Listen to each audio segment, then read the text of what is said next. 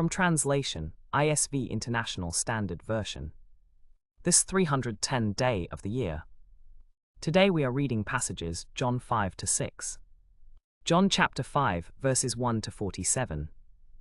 After this there was a festival of the Jews, and Jesus went up to Jerusalem. Now in Jerusalem by the sheep gate there is a pool, called Bethesda in Hebrew, which has 5 covered walkways. In these lay a large number of people who were sick, blind, lame, and paralyzed. They were waiting for the moving of the water, for an angel of the Lord would go down into the pool from time to time and stir up the water. Whoever went in first, after the water was stirred up, was healed of whatever disease they had. Now a man was there who had been sick for 38 years. When Jesus saw him lying there and knew he had been sick for a long time, he asked him, "Do you want to get well?" So the sick man replied, "I have no one to put me into the pool when the water is stirred up. While I'm trying to get in, someone else goes down ahead of me." Jesus said to him, "Get up, pick up your mat and walk." Immediately the man was made well, picked up his mat and started walking. Now that day was a Sabbath. So the Jews said to the man who had been healed, "It is the Sabbath. It's not lawful for you to carry your mat." But he answered them, "The man who made me well told me, 'Pick up your mat and walk.'" They asked him, "Who is the man who told you, 'Pick up your mat and walk'?" But the man who had been healed didn't know who it was, for Jesus had slipped away into the crowd that was there. Afterward Jesus found him in the temple and said to him, "See, you are well. Sin no more, lest something worse happen to you." The man went away and told the Jews that it was Jesus who had made him well. For this reason the Jews began to persecute Jesus, because he was doing these things on the Sabbath. But Jesus answered them, "My Father is still working, and so I am working." Because of this, the Jews began all the more to seek to kill him, because he was not only breaking the Sabbath, but was also calling God his own Father, thereby making himself equal with God. Then Jesus said to them, "I tell you the truth, the Son can do nothing by himself. He can do only what he sees the Father doing. Whatever the Father does, the Son also does.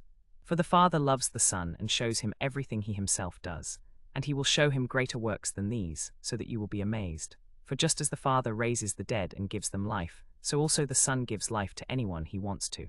Moreover, the Father does not judge anyone, but has entrusted all judgment to the Son, so that all may honor the Son just as they honor the Father. Whoever does not honor the Son does not honor the Father who sent him.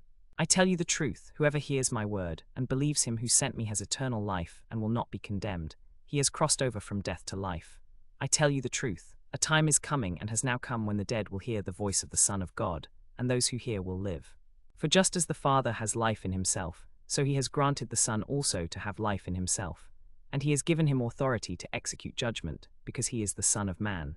Do not be amazed at this, for a time is coming when all who are in their grave will hear his voice and will come out, those who have done good to the resurrection of life, those who have done evil to the resurrection of condemnation. By myself I can do nothing. I judge only as I hear, and my judgment is just, because I seek not to please myself but him who sent me. If I testify about myself, my testimony is not valid. There is another who testifies about me, and I know that the testimony he gives about me is valid. You have sent to John, and he has testified to the truth. Not that I accept human testimony, but I mention it that you may be saved. John was a lamp that burned and gave light, and you chose for a time to enjoy his light. But I have testimony weightier than John's. For the works that the Father has given me to complete, the very works that I am doing, testify that the Father has sent me, and the Father who sent me has himself testified about me. You have never heard his voice or seen his form, nor does his word abide in you, because you do not believe the one he sent. You study the Scriptures diligently because you think that in them you have eternal life. These are the very Scriptures that testify about me, yet you refuse to come to me to have life. I do not accept glory from human beings, but I know you. I know that you do not have the love of God in your hearts. I have come in my Father's name, and you do not accept me. If someone else comes in his own name, you will accept him. How can you believe since you accept glory from one another, but do not seek the glory that comes from the only God? But do not think that I will accuse you before the Father. The one who accuses you is Moses, on whom you have set your hope. If you believed Moses, you would believe me, for he wrote about me. But if you do not believe what he wrote, how will you believe what I say? John chapter 6, verses 1 to 71. After this, Jesus went away to the other side of the Sea of Galilee, also called the Sea of Tiberias. A large crowd followed him, because they saw the miraculous signs he had performed on the sick. Then Jesus went up on a mountainside and sat down with his disciples. The Jewish Passover festival was near. Jesus looked up and saw a great crowd coming toward him, said to Philip, "Where shall we buy bread for these people to eat?" He asked this only to test him, for he already had in mind what he was going to do. Philip answered him, 8 months' wages would not buy enough bread for each one to have a bite. Another of his disciples, Andrew, Simon Peter's brother, spoke up, Here is a boy with 5 small barley loaves and 2 small fish, but how far will they go among so many? Jesus said, Have the people sit down. There was plenty of grass in that place, and the men sat down, about 5,000 of them. Jesus then took the loaves, gave thanks, and distributed to those who were seated as much as they wanted. He did the same with the fish.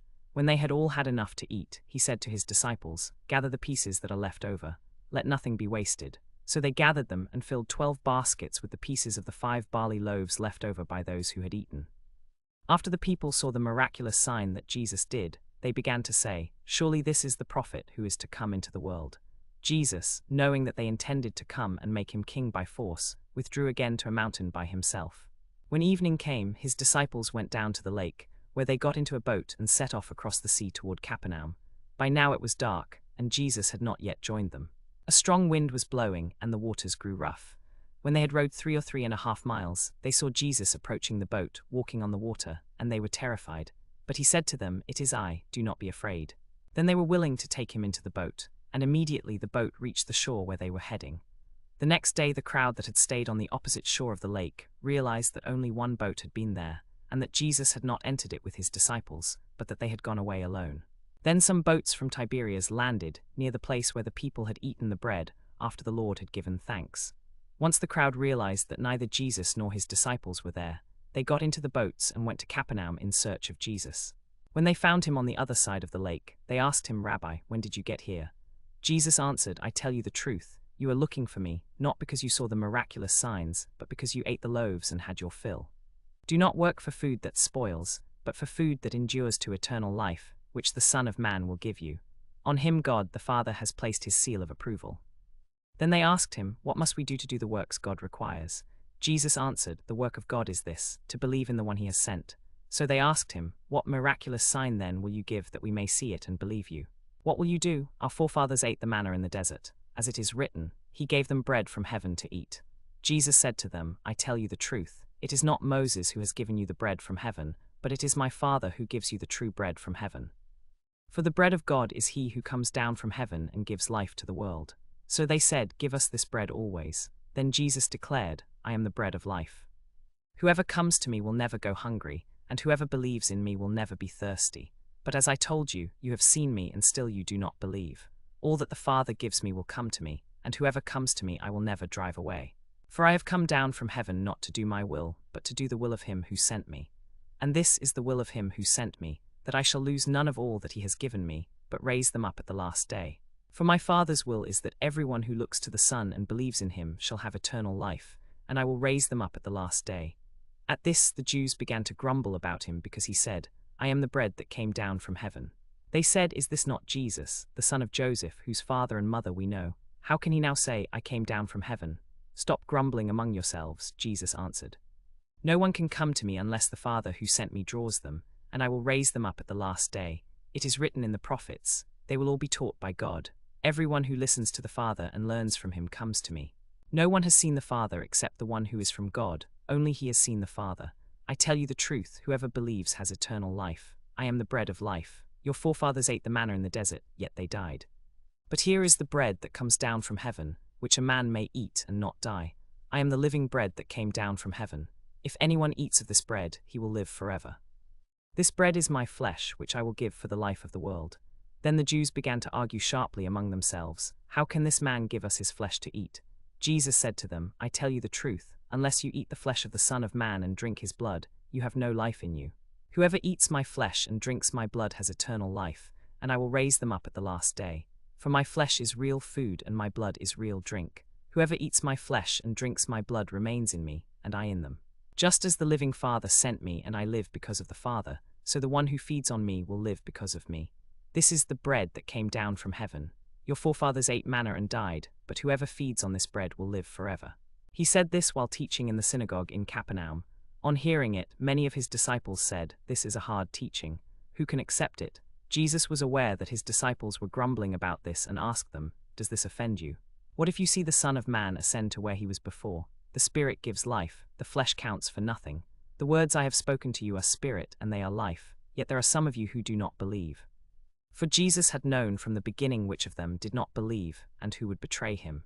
He went on to say, "This is why I told you that no one can come to me unless the Father has enabled them." From this time many of his disciples turned back and no longer followed him. "You do not want to leave too, do you?" Jesus asked the 12. Simon Peter answered him, "Lord, to whom shall we go? You have the words of eternal life. We believe and know that you are the Holy One of God."